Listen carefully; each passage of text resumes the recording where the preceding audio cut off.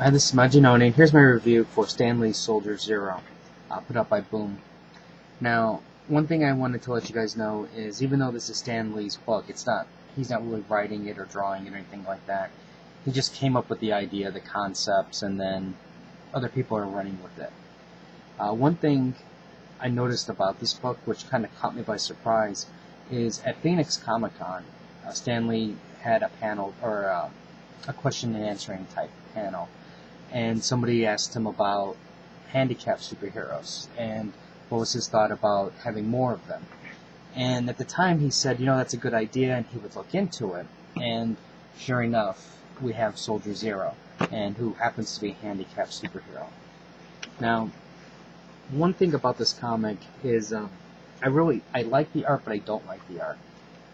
By that I mean I like the design of the character, but I don't think, by that I mean it's like I like it because it's simple.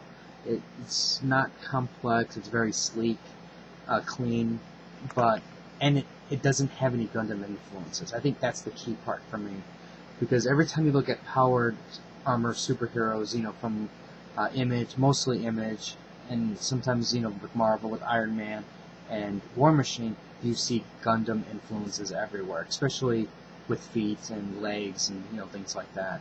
So I'm really glad that they took a totally different approach to it and using this character design.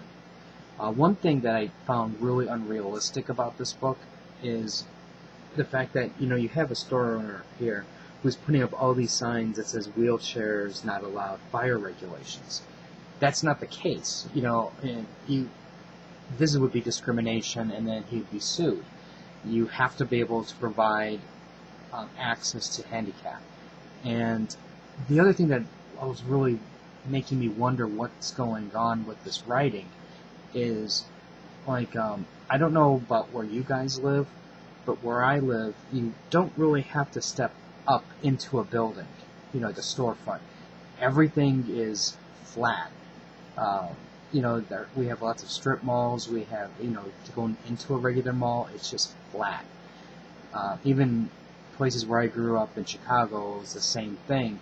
You just walked right in. You didn't have to walk up, flights of stairs to get into a building. I understand that there's some exceptions here and there, but this is like a regular market. And to me, having steps like that seems almost like a hazard, because here you have somebody walking out of a building with bags, and they may not notice the steps, and they would fall. There's no railing even. So it just seems, this whole premise seems faulty. And once I read, as you can see, this much into the story, I already disbelieved everything that's going to happen. I was just too hung up on this part right here. Anyways, the story is about a guy named Stuart. He was basically in the Middle East, and his Jeep hit a landmine, and then he lost his ability to walk because of that. He's got an overprotective brother named James who always is trying to look out for him, and you have a girl interest here who, maybe they're going to go out, maybe they're not, but because he's in a wheelchair, that is providing a challenge in their relationship, I guess you could say, taking it a step forward because they don't know what to do. Anyways, Stuart's a professor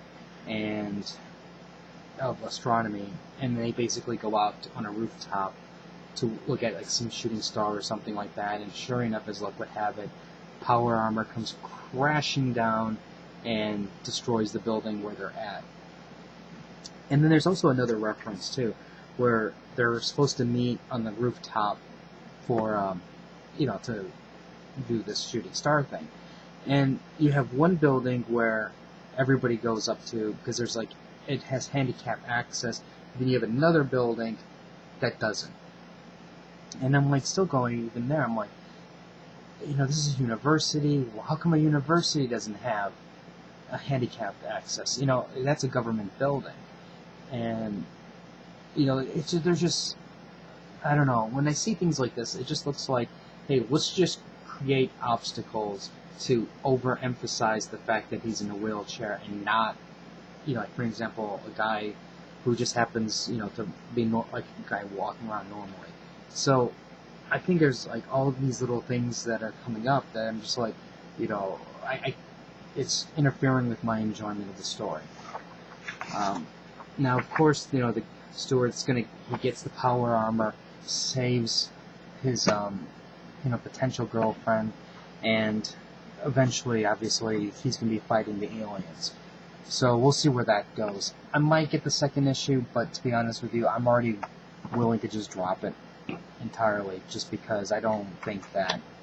I think that the basic plot premise is faulty. So don't be surprised if I don't get the next one. And as you can see, here, the art's just okay. I mean, it's nothing great. It's just for the most part, in my opinion, it's just average.